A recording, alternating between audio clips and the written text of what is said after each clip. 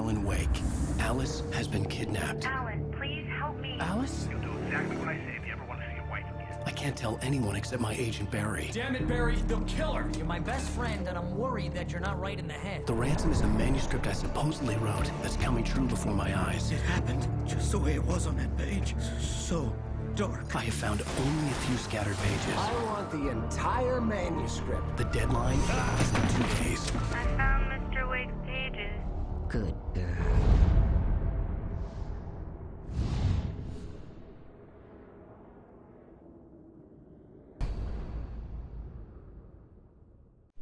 How the hell did she get her hands on the manuscript anyway? I don't know. She's resourceful. I told you were too hard on her. Listen, I found out all sorts of interesting stuff while I was digging around. Yeah. Mr. Wake, it's Sheriff Breaker. We have an FBI agent here, Agent Nightingale. FBI? He's anxious to see you. You'd better come to the station. Okay, I'll be right over, Sheriff. Let's make this quick, huh? Help you folks? Name's Randolph. I'm the manager. We're looking for Rose. Works as a waitress down at the diner. Rose, sure. Nice girl. Who wants to know? I'm Alan Wake. The writer, huh? I heard on the radio you were visiting. Well, I'll show you her trailer. That Rose, she's a nice girl. Always pays her rent on time. As I was saying, Al, I found all sorts of weird stuff from the local newspaper's archives. This place is crazy.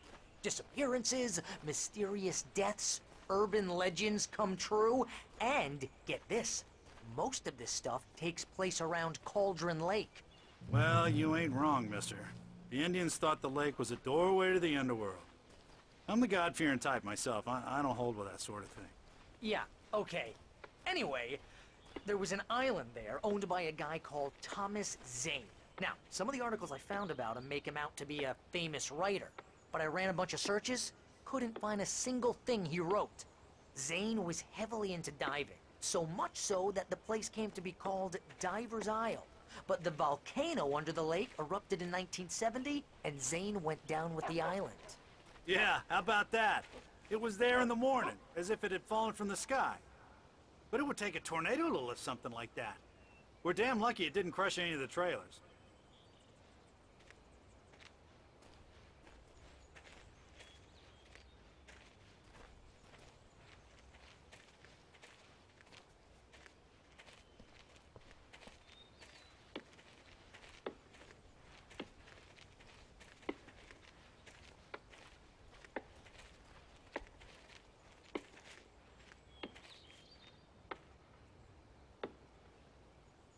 It gets better. A local girl, Barbara Jagger, drowned in Cauldron Lake just a week earlier. They were lovers. Sure, Jagger's a local spook story. The Scratching Hag comes for you in the dark. Childish stuff like that. Anyway, Al, I'm just getting to the best part. All of the articles about this stuff were written by Cynthia Weaver. I asked around, and she's that crazy bag lady you met. What, the lamp lady? She can be a little loopy, but she's not homeless or anything. Yeah, anyway, she knew both Jagger and Zane before they both died, and she had some kind of a breakdown.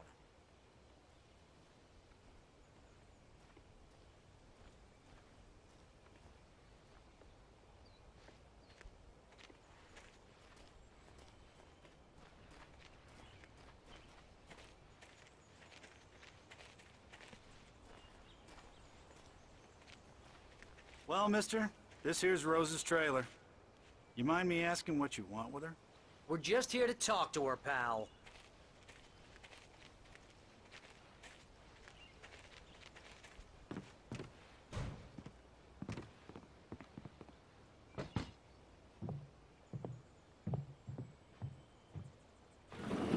Welcome to... Oh dear, Mr. Wake. I'm so glad you're here. Rose, you have my manuscript? Oh. Oh, yes. Yes. Please, come in. Hey, this is really good. Rose, Yes, my manuscript. I really need it. I understand.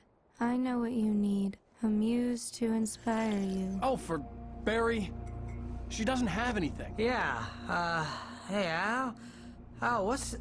Oh... Barry! What?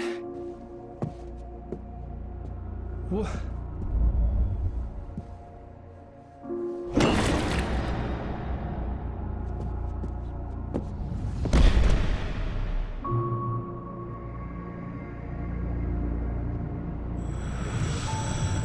It's coming for you, hiding in my barber's skin.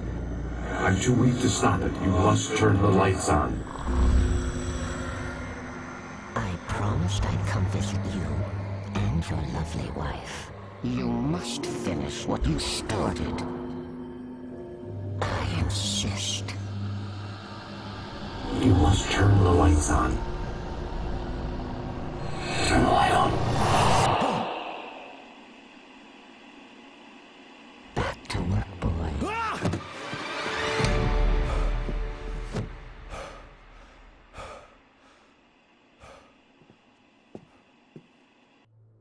I felt nauseous, hungover. Only anger kept me going.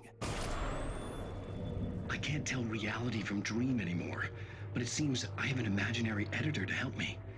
She's an old woman in a funeral dress. I call her Barbara Jagger. She's very strict. I'm writing faster and faster. My manuscript is being heavily revised. The edits are getting very aggressive, and each day there's less of me and more of her. I hate it, but I know she's right. She promises me I can save Alice this way. She knows more of this than I do. About the complex incantation I'm attempting. About this place. She's worked with another writer under similar circumstances, Thomas Zane. The genre of the story seems to be shifting. It's turning into a horror story. I'm getting close. I can feel it.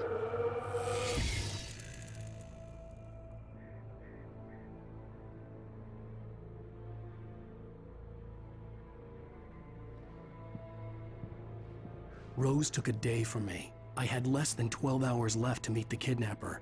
All I could do was get Barry into the car, work something out once I got on the road. Barry was out of it. He was way too heavy to carry. You're right. I deserve more money. I'm so handsome. Welcome to the Oh Dear Diner. What can I get you today? Coffee? I couldn't work up much hate for Rose. Something had used her to get to me and left its mark. First refill is free. Milk and sugar on the counter there. Would you like to hear today's specials? Thank you. A nice day. Come back soon.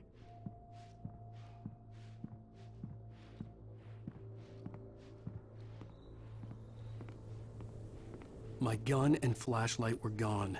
I'd have to find a way to get Barry into the car as quickly as possible. There was no time to waste. Mr. Randolph liked Rose. That little smile she had. How she was still sweet when life had tried so hard to make her bitter.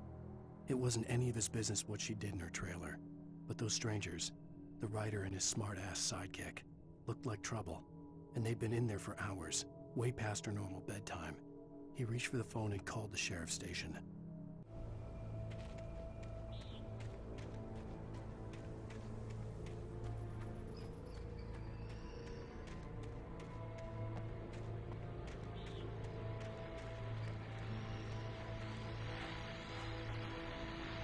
I just stepped outside to catch a breath of fresh air, and let me tell you, the weather's getting heavy. Nights like this make me especially glad I'm here talking to you and not home in bed. Once the weather takes a turn like this, I can't sleep at all. It's all tangled bed sheets and dark thoughts, punctuated by the occasional plunge into nightmare. Is it just me? Well, perhaps it is. But I hope I can make the night a little bit easier to get through. Caller, you're on KBF FM. Hey, hi, it's Walt Snyder. What's on your mind, Walt? Well, I ain't the way you are, but, well, I can't sleep either, you know? I just been staring out the window here, trying to make sense of it all, but, I ain't been drinking either, you know? Well, you sound like a man with a problem, Walt. I had a, argument with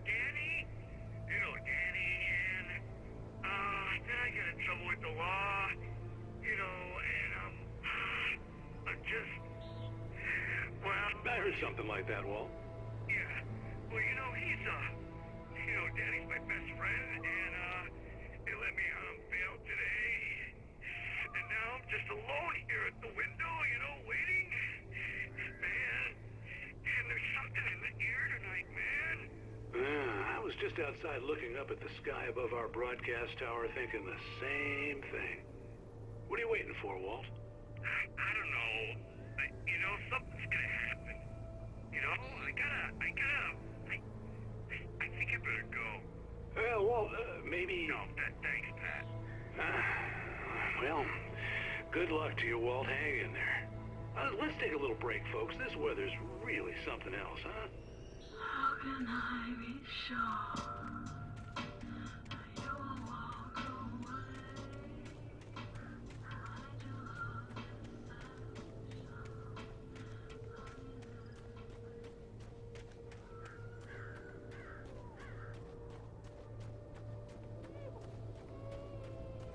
Oh, you're gonna get it now.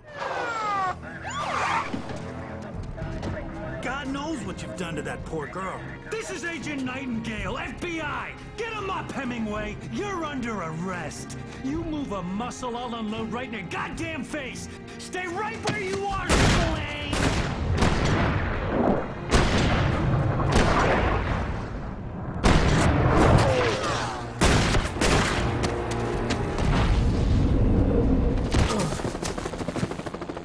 What are? I'm standing right here, you goddamn maniac! I hated to leave Barry behind, but there was no way I'd miss my appointment with the kidnapper. Give it up, Mr. Wake! Come on! Take it easy, Get after it! Don't let him get away!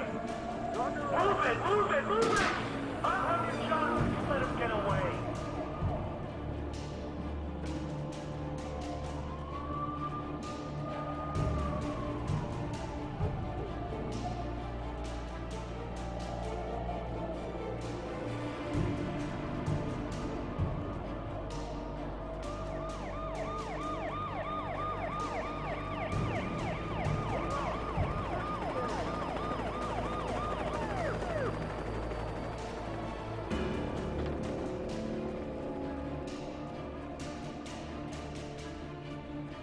Stop running! Freeze! Okay, men. Keep your eyes peeled. He's trying to make it through here. Oh, damn. Look back now! Simon! Look right there! Look out of the way! Guys, come on! God damn it! Where did he go? Lead the way! Keep an eye out!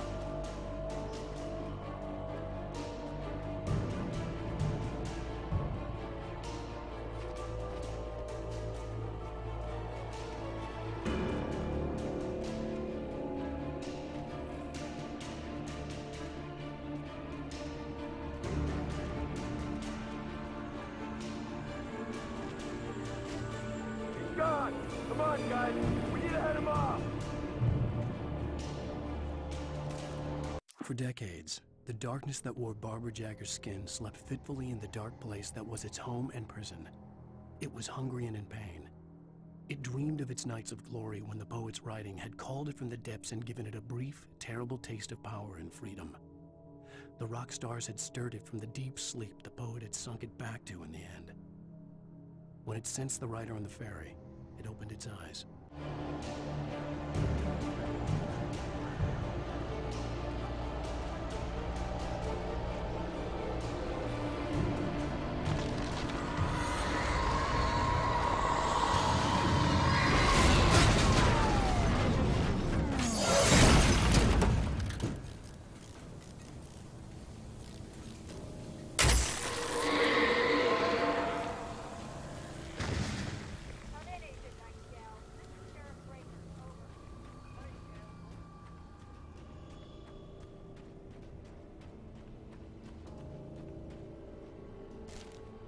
Rose didn't know how the strange old lady got in her trailer, and she looked wrong somehow.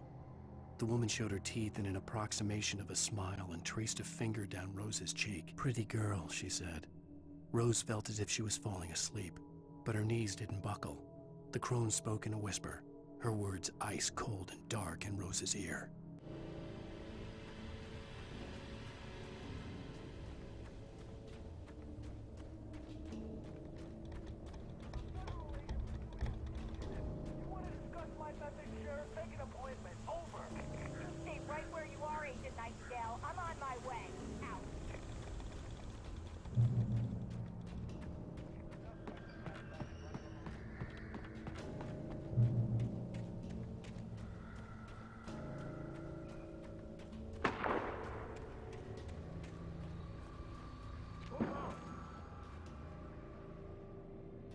Search the area.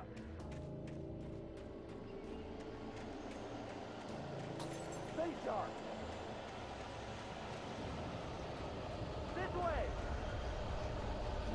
Over here. Hey, who's there? Come on, this way.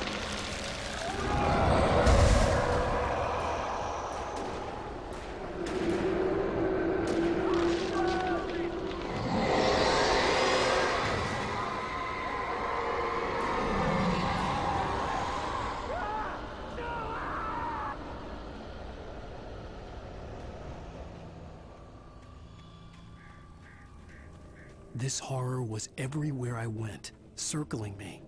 The cops didn't stand a chance. They were after a writer, not a monster.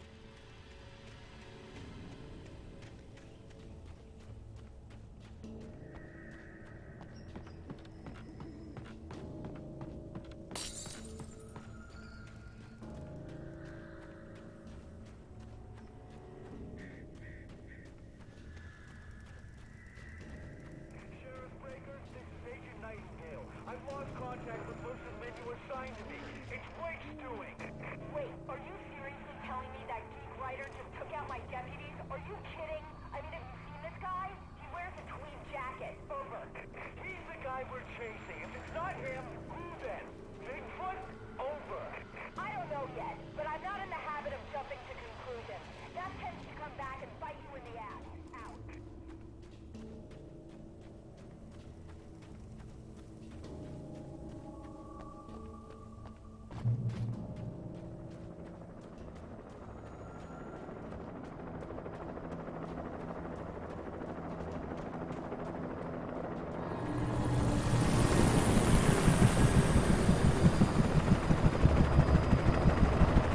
You on the ground. Hold it right there.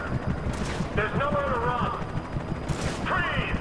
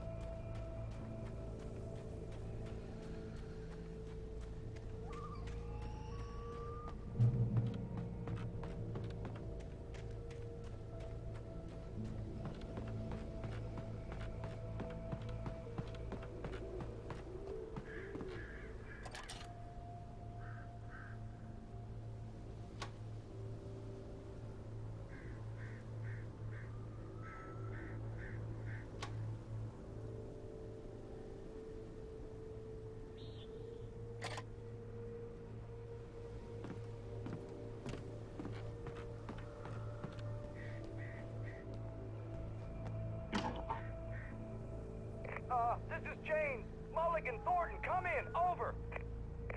Thornton here. James, we got both Wheeler and Rose in custody. They didn't put up a fight or anything. Why, they were... Hey, what you... Come on! Sit down and give me that. James, Mulligan here. Over. Go ahead, Mulligan. Over. We got Wheeler and Rose here. Wheeler's drunk or hopped up on something. speaking of which, that Fed had a pretty distinctive whiff of Oda Scotch about him, if you know what I mean. Over. I don't have anything on that, Deputy Mulligan. Over. Well, whatever. Anyway, Rose is just being plain weird here. You better get Doc in to take a look at both. Over. Gotcha. You better get them here quickly. The, Fed's gonna want to interview Wheeler. Over. Oh, yeah, I'll bet he does. Looks like they have a lot in common. Mulligan out.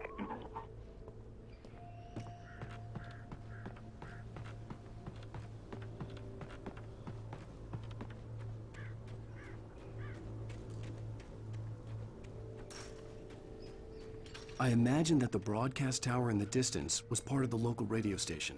Maine seemed like a decent guy. Perhaps he could give me directions to the coal mine.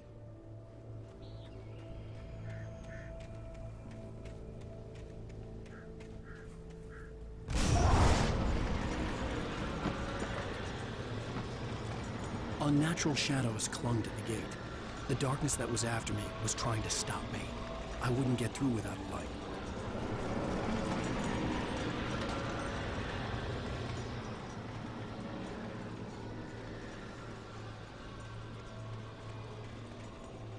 There was no power to the searchlight.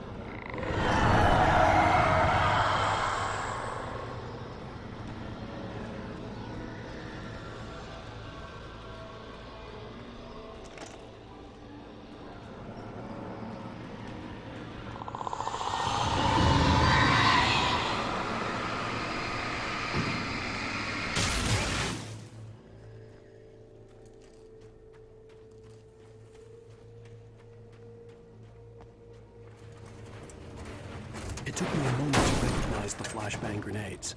They were an ideal weapon for my situation. Team 1, come in. Over. Team 1, this is Sheriff Breaker. Report. Over. Team 2, come in. I need a report. Over. Come on, guys. Talk to me. Come in, please. Over.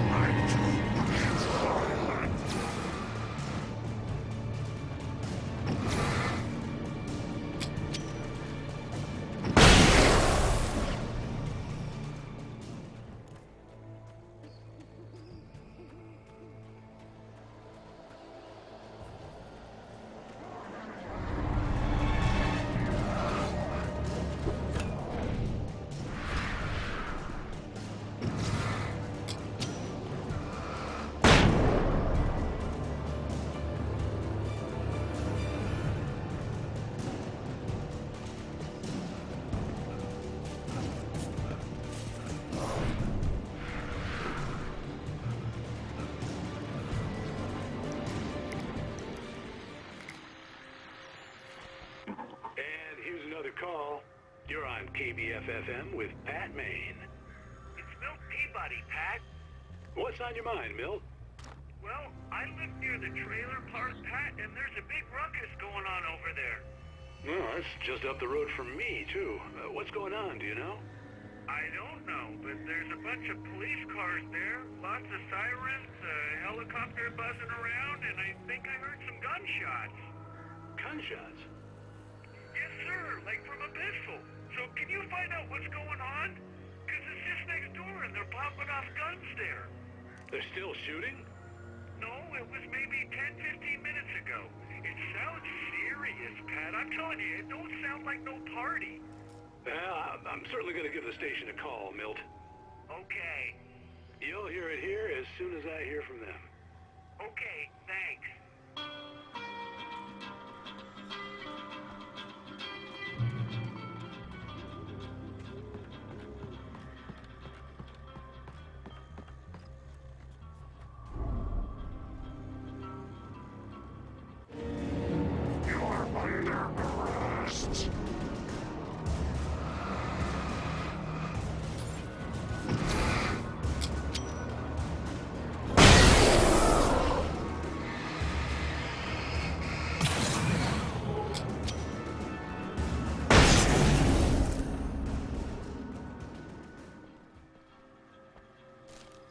Touched by the dark presence, Rose was lost in a dreamland where everything was drawn in black and gray crayons. The old lady had promised her that all her wishes would come true. She would be Alan Wake's muse. She was smiling so hard it hurt her face. She crushed a bottle full of sleeping pills into the coffee. Deep down inside, she was screaming in terror.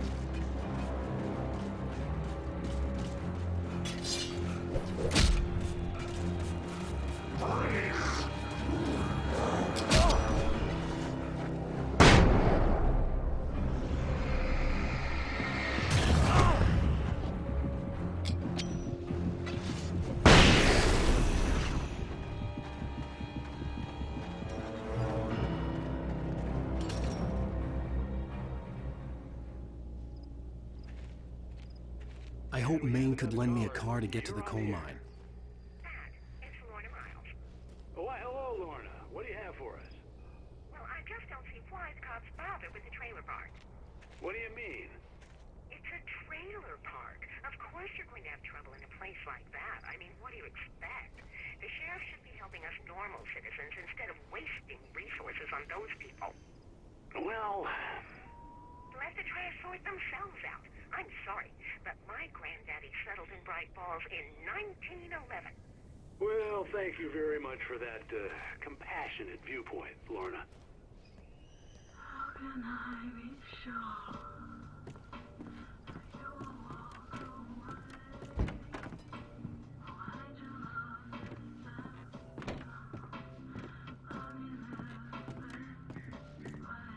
Oh, here's a little surprise. The famous writer Alan Wake just walked in. Folks, I'm going to see if I can talk him into an interview. Come on in, Mr. Wake. Oh, I'm so glad you could find the time to do this, Mr. Wake. Nowhere to run now, Dan Brown. You back away from me. Don't hurt. Whoa, whoa, whoa. Everyone calm down. Put the gun down. We're all friends here, right? Cool your jets, Nightingale. We got him. What the hell's the matter with you? There's a civilian in there.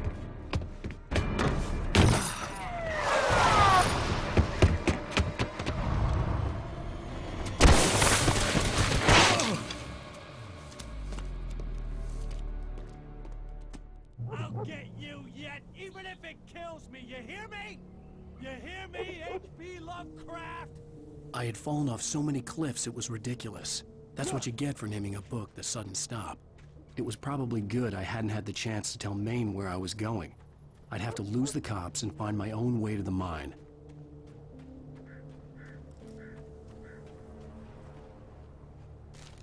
Nightingale stared through the broken studio window into the dark woods. He turned around, started to walk out, but Maine grabbed his arm. "Young man, you almost shot me. You don't shoot off rounds at people like that. What's the matter with you?" Nightingale shook his arm free, marched out. His cheeks burned with rage and humiliation.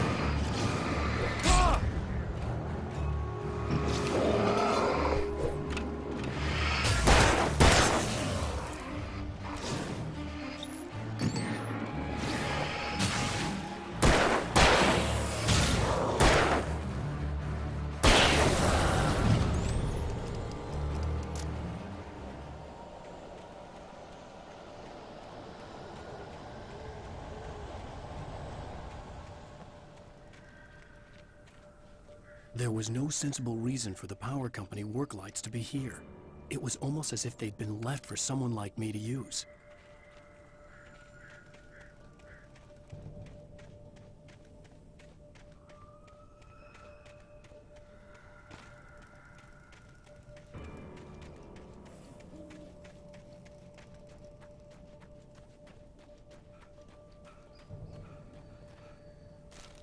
The bulldozer's engine roared to life. Mud and rocks flew as it fought for traction.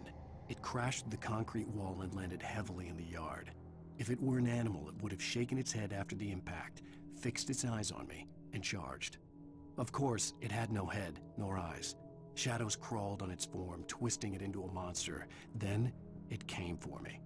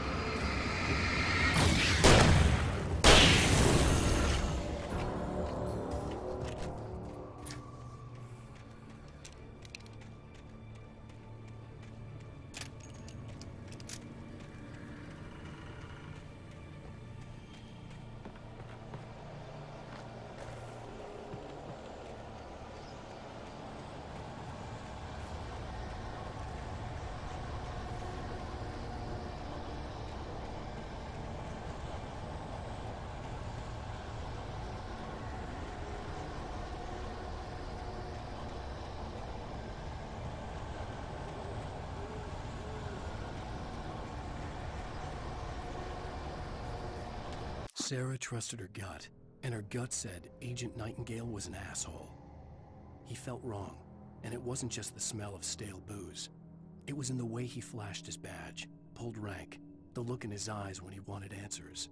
Where was Alan Wake? What was this about an accident? Where was his wife? And most importantly, why did she let Wake go? He wouldn't answer her questions. Federal business was all he'd say.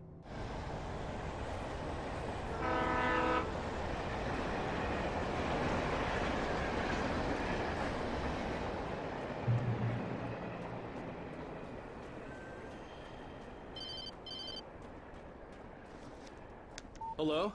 The most stubborn man I've ever met. Alice? Alice? Alan. I'm so afraid. It keeps me in the dark. Please help me. I look at you, Alan, and it's not you. Something else. Looking out from behind your eyes. Alice, I'm here. I'm so alone here. It's all gonna go to hell. You need to be careful. Cooperate. The connection had been terrible, but that wasn't the only thing that hadn't been right with the call. She sounded wrong somehow, but she had called me. The pipe wrenched itself loose from the bridge's steel framework. Wrapped in darkness, it floated in midair, twitching. For a moment, I didn't understand what I was looking at. The heavy object lurched at me with impossible force. I threw myself out of the way, but just barely.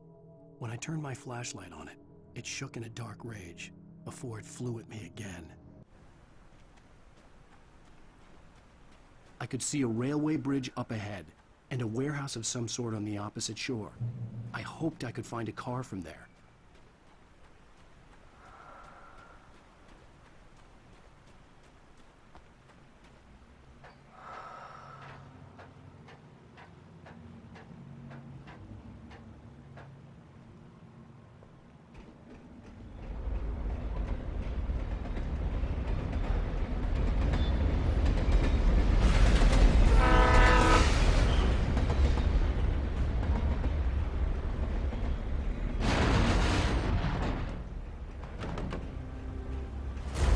That was pursuing me was growing stronger, and it was taking over everything in its path.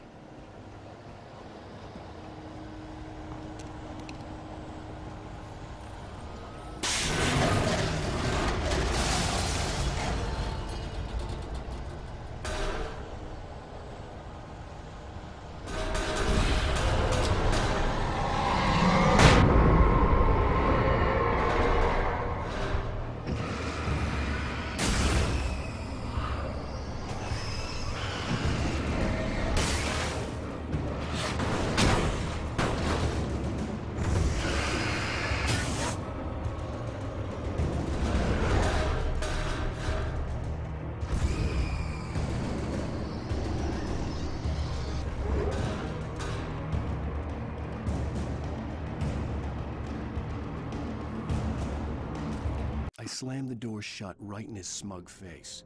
He pleaded for me to open the door. True to form, the asshole actually thought I would obey. I had no sympathy left, no guilt either, not for him. I took a moment to savor the scream. I bet I had a smile on my face. It was all that I had time for. The dark presence was inside the lodge with me. As a teenager, just starting to get interested in writing, Stephen King had been a source of inspiration to me. I thought about all the inanimate objects that had come to life in his books.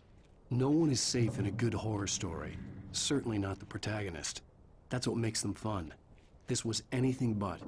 The darkness could possess anything, and it was getting closer.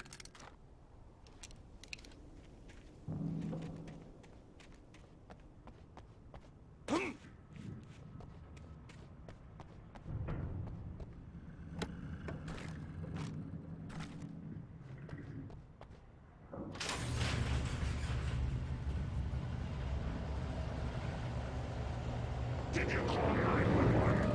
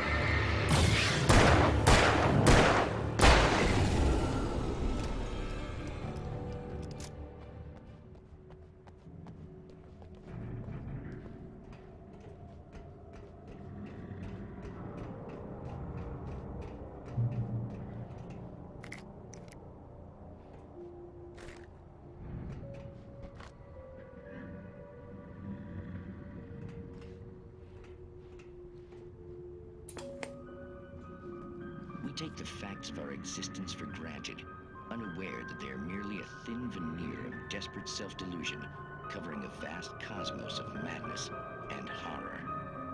All too often, the stars are right. In Night Springs. Tonight's episode, a family occasion. Journalist Alvin Derleth's trip to study the local customs of an insular community in Night Springs has been less than successful. Until tonight. Well, I'm glad you changed your minds about this. Ancient customs, local mythology. My editor loves this kind of stuff.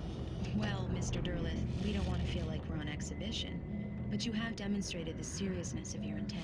Oh, I am serious. Really, just do your thing. I'll stay out of your way and observe. Actually, I thought you could assist us. I'm afraid we are a man short. It would provide you with an intimate perspective. Could I really? Of course, Mr. Derleth. Well, I guess that's the least What would I have to do? Oh, here. Let me show you with a kiss.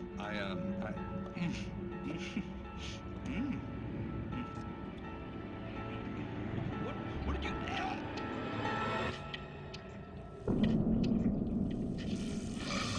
Oh, Mr. Derleth, you have well pleased Nixie Perka, the dweller in flesh.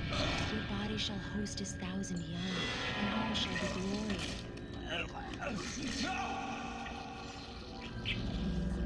Shh, darling, be calm. Shh. Alvin Derleth learned a harsh lesson. If you go looking for mythology, it may come looking for you. And such quests always bear fruit. In Night Springs.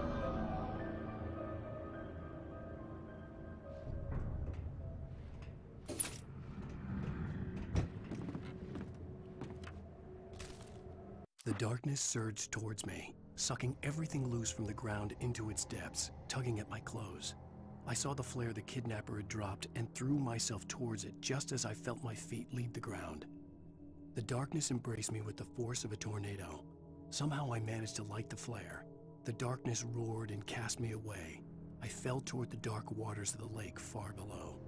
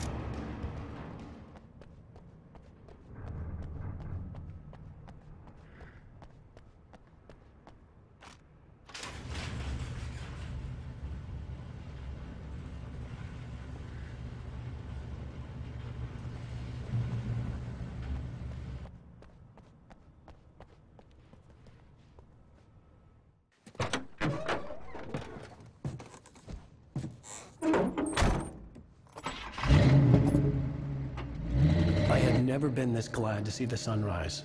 I had a couple of hours to get to the coal mine.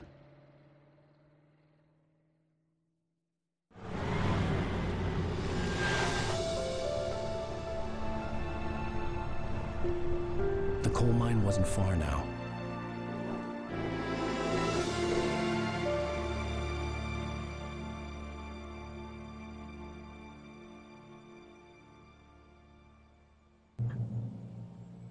Today, I would meet the kidnapper, and he would give me Alice. I wouldn't give him any other choice. A drowning man will clutch at a straw.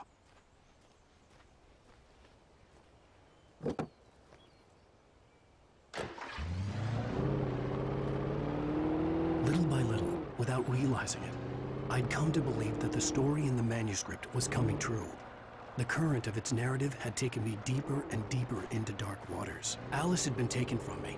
Barry was probably in jail. I was a fugitive from the FBI. The whole world taken over by the dark presence was trying to destroy me. It all felt real, but it matched a textbook case of insanity.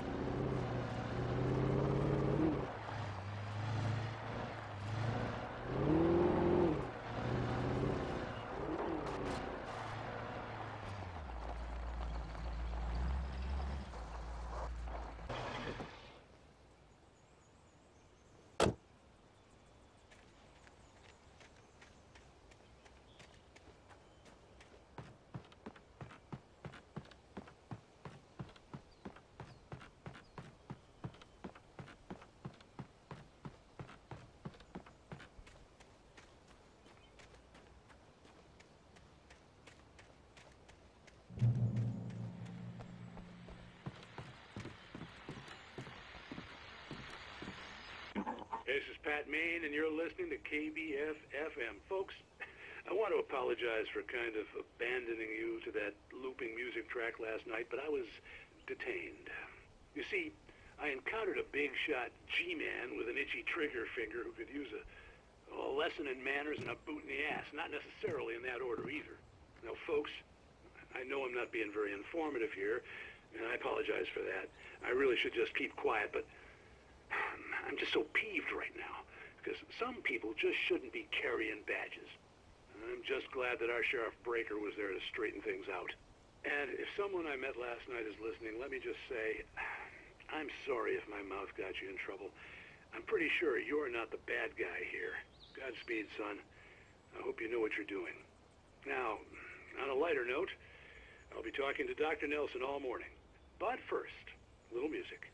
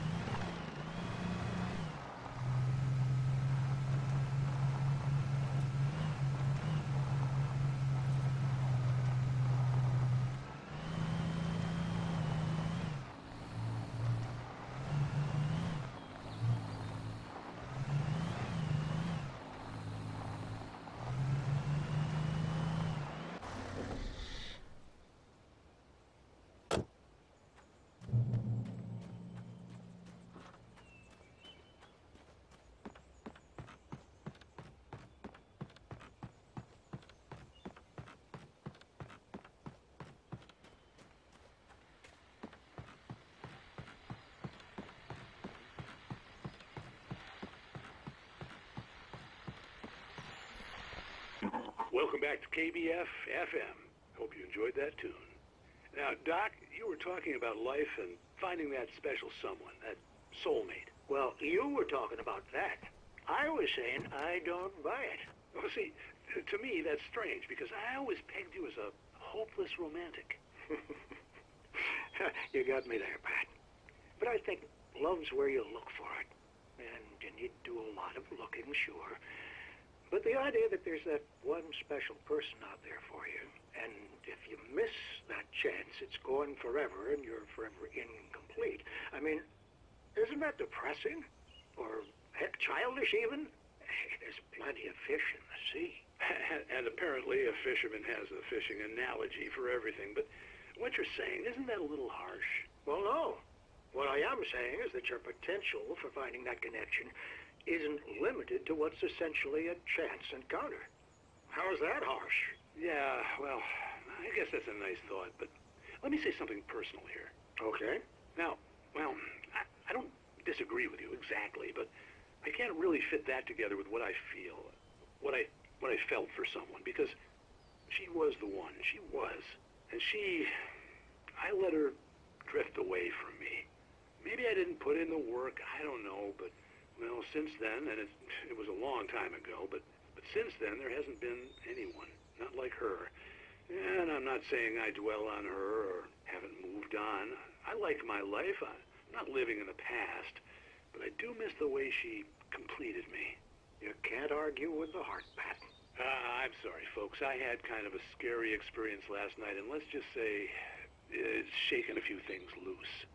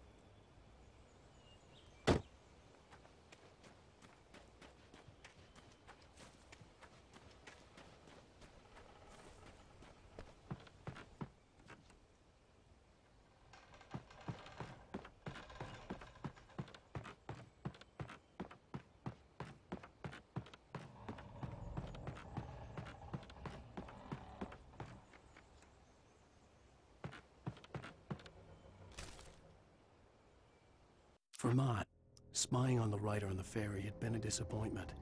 His boss had made Wake out to be something special, but Mott hadn't been impressed. He'd gotten a good long look at the wife, though, and he liked what he saw.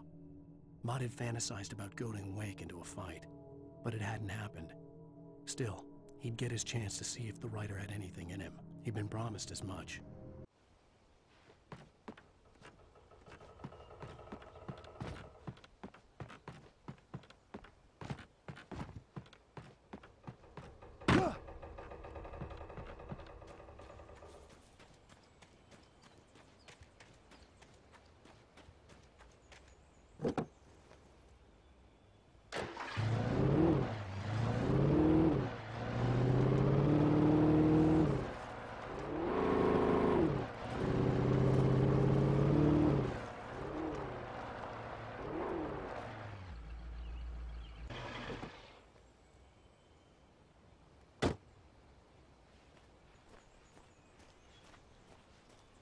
I was early. I was supposed to meet the kidnapper at noon in the main building. The coal mine was quiet. It was a museum now.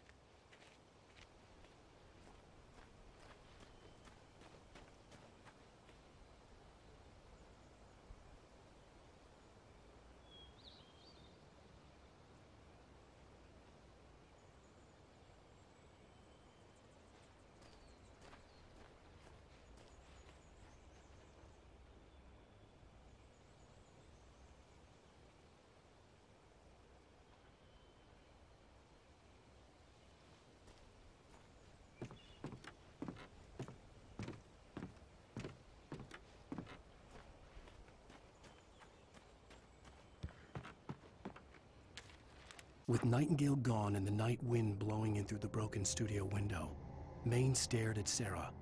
The sheriff looked away. Maine's voice shook with barely controlled anger. That boy's doing more drinking than thinking. I hope you know what you're doing, Sarah. He's got a sickness in his eyes. You take my word for it. He wants Wake for a reason, and it's not for anything good.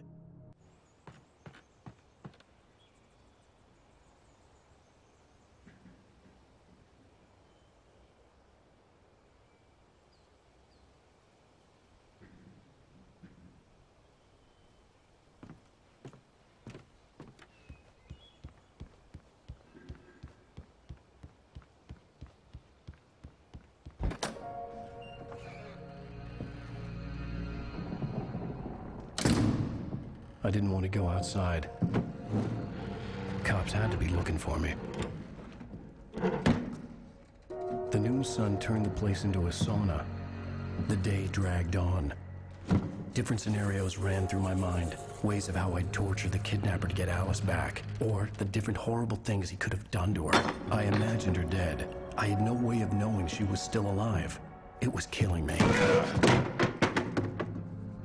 I was running on blind hope. It was all a waste of time. The bastard never showed up.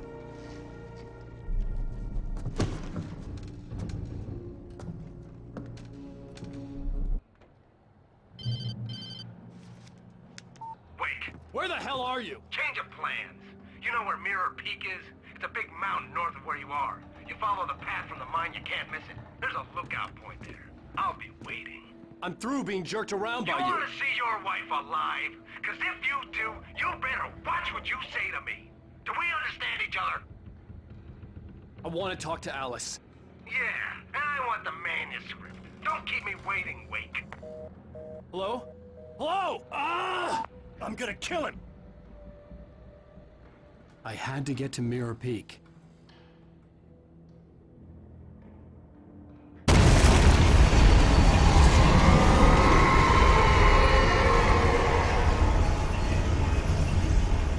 It was close. Maybe closer than ever before.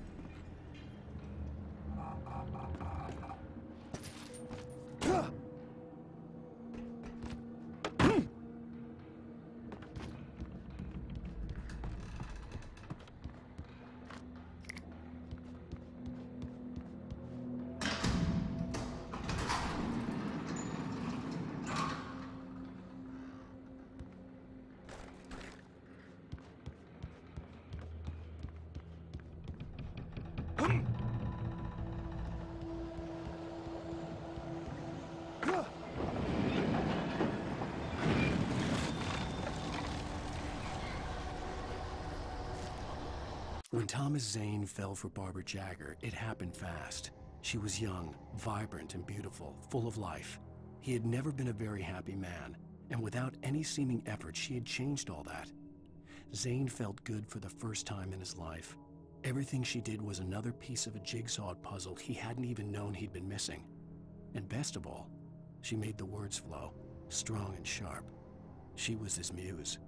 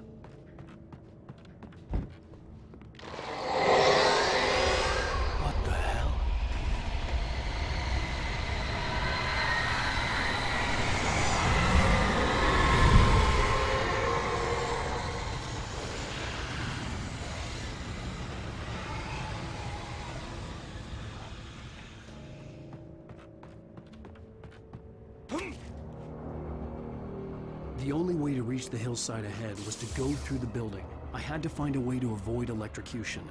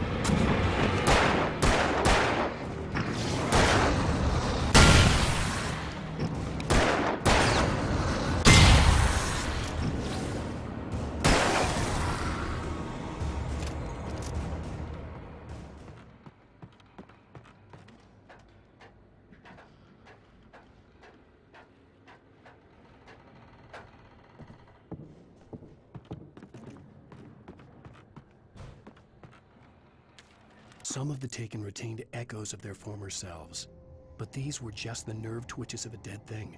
Nothing remained but a shell covered and filled with darkness. In most cases, these puppets were enough for the purposes of the dark presence. But for anything more elaborate, as with the writer, it was different. It needed his mind. And so rather than taking him over completely, it merely touched him.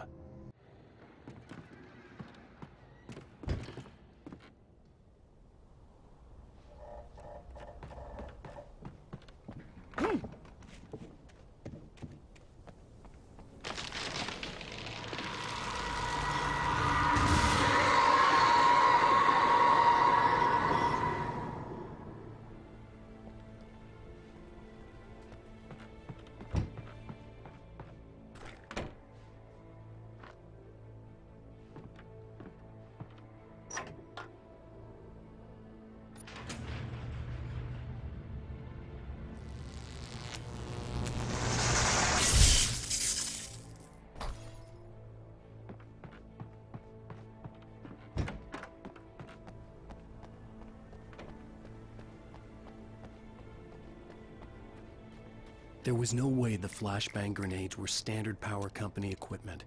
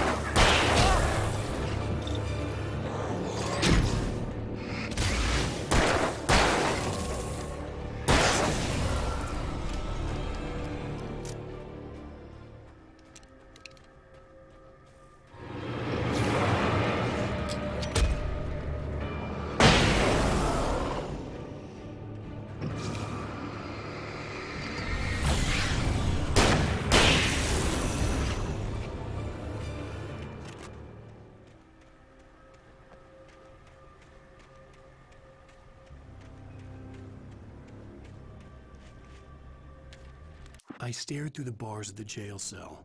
Barry stood behind me, swaying on his feet, looking as ill as I felt. Agent Nightingale stood on the other side of the bars with Sheriff Breaker.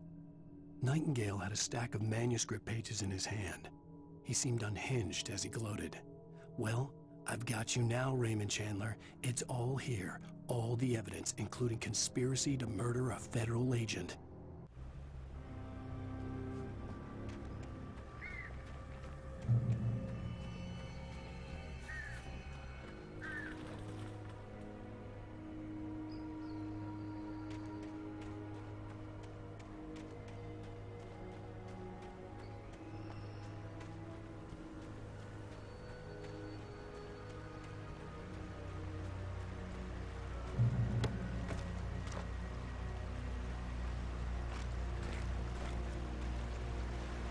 I had no real plan.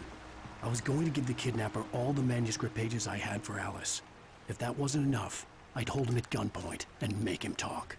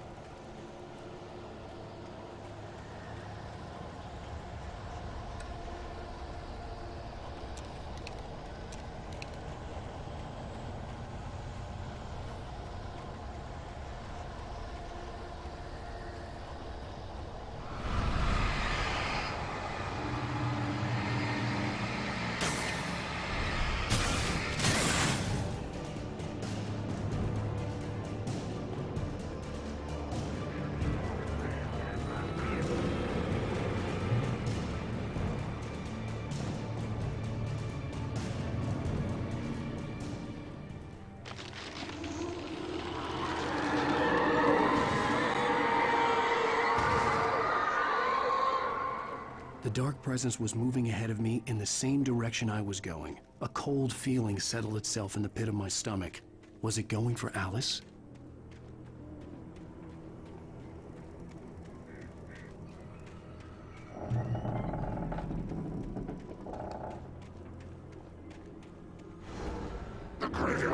may cause cancer.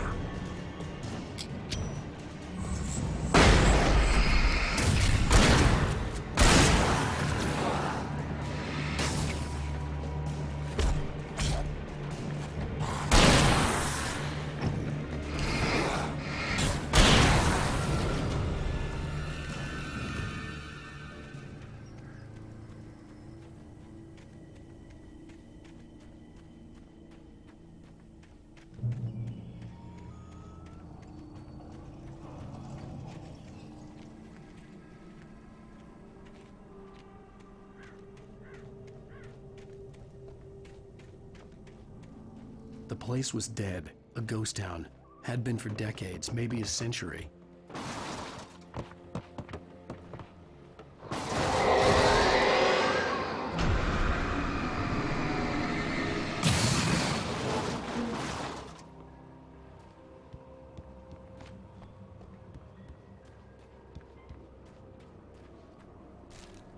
Things were never as simple in real life as in fiction.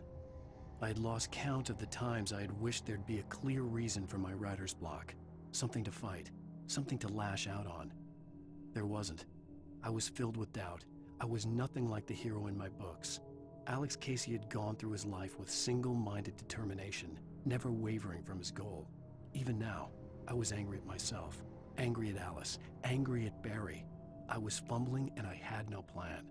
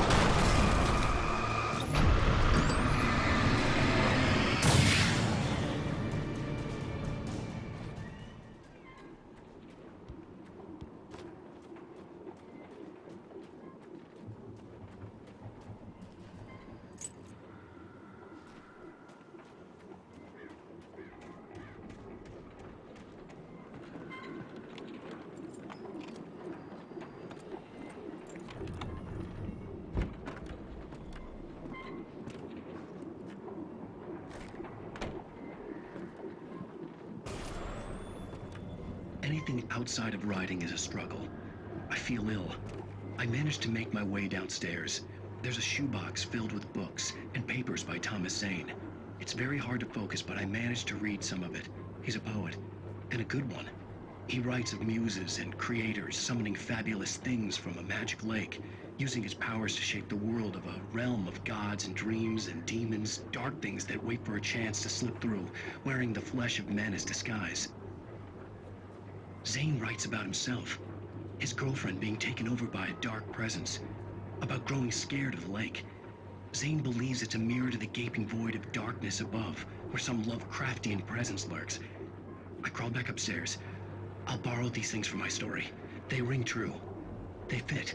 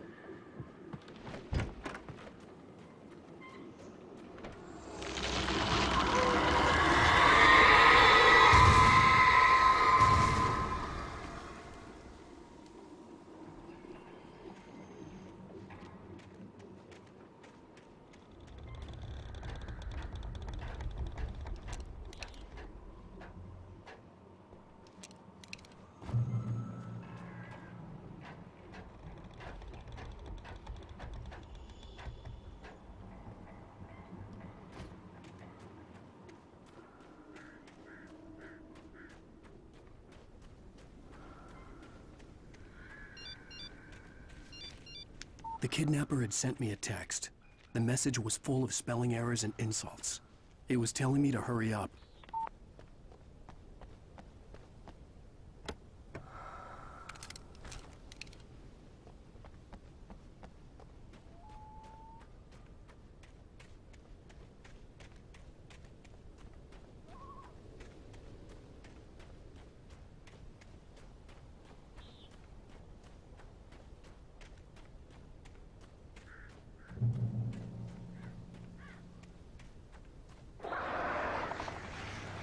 Birds.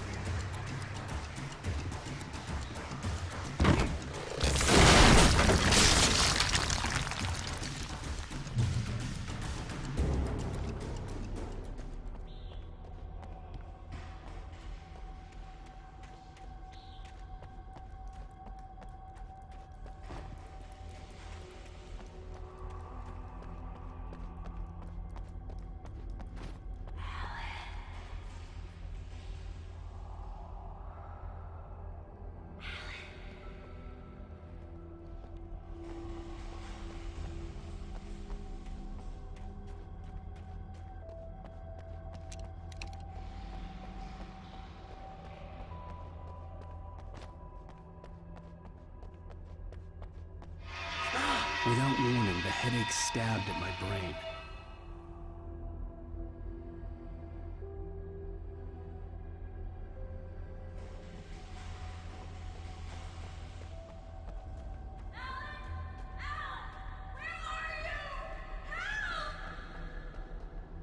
Alice? Alice?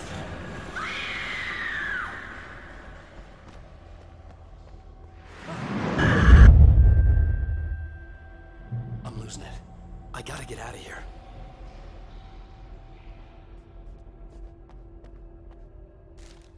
The hunters were big, thick-set men, confident and at home in the woods. They were feeling good, running on beer, ghost stories, and camaraderie late into the night. It did them no good, as they were taken by the dark presence, sucked deep into a darkness far worse than any ghost story they ever told or heard.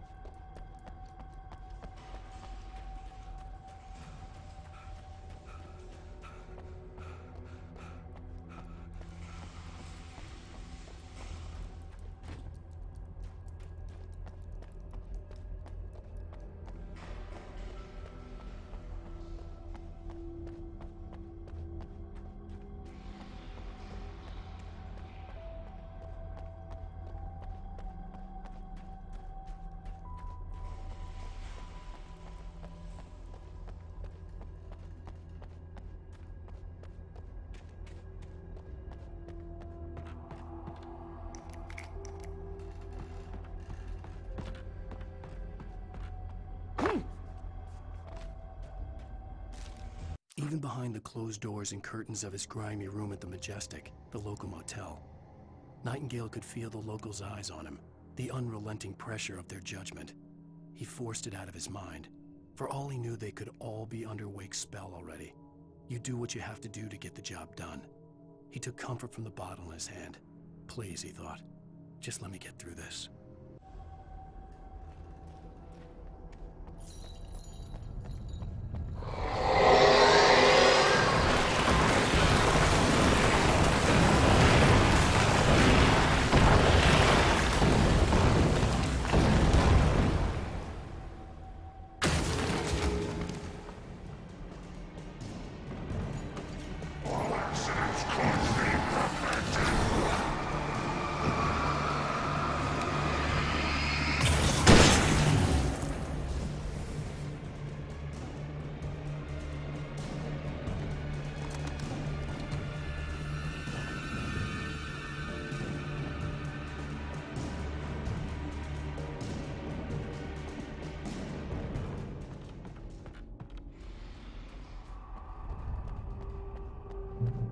I'd have to make my way up this mine shaft in order to go on. Maybe the machinery could help me with that.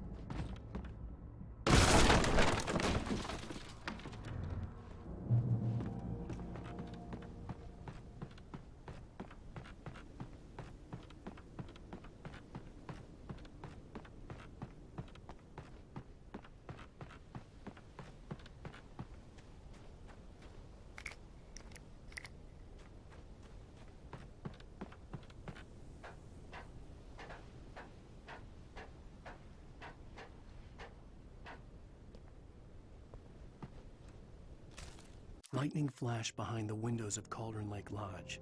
Tor Anderson laughed and held the steel hammer above his head. Nurse Sinclair was trying to calm him down without success.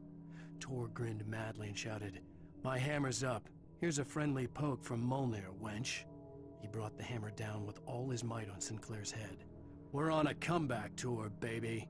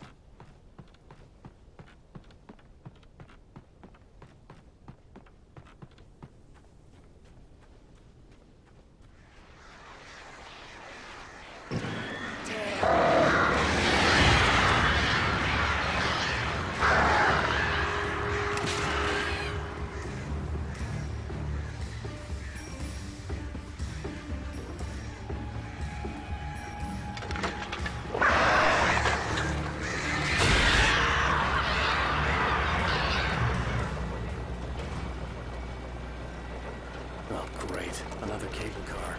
Just great.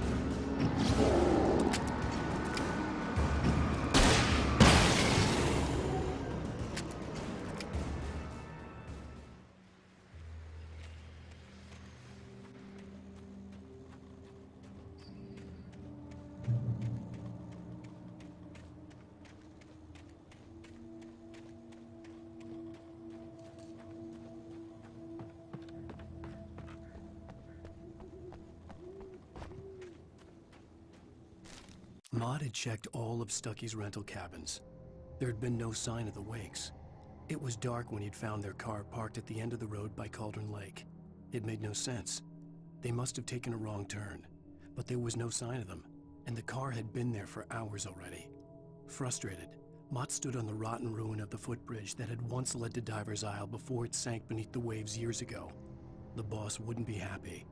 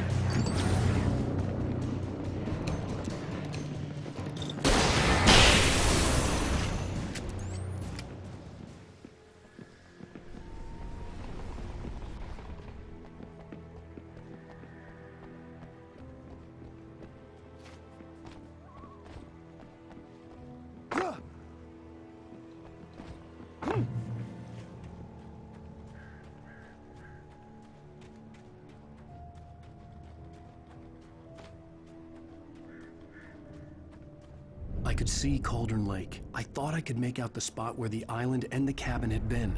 There was a light near it. It had to be a boat.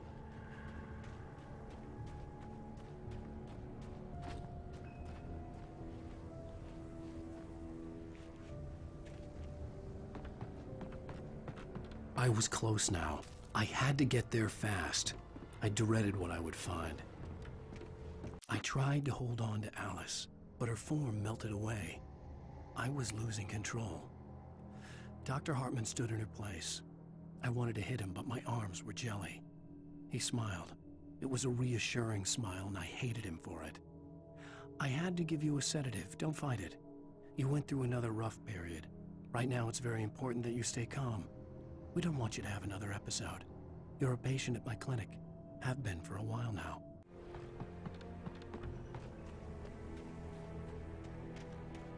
Wait! That you? Wait! Hey, I'm here! I'm coming! No! Get away! Sorry! Please, it's late! The boss didn't know who he was messing with! I didn't know! I swear, I didn't know! We don't have his wife! We don't know where she is! She's probably drowned! We just said we had her to make him play ball, you see? To get him writing for us! Please!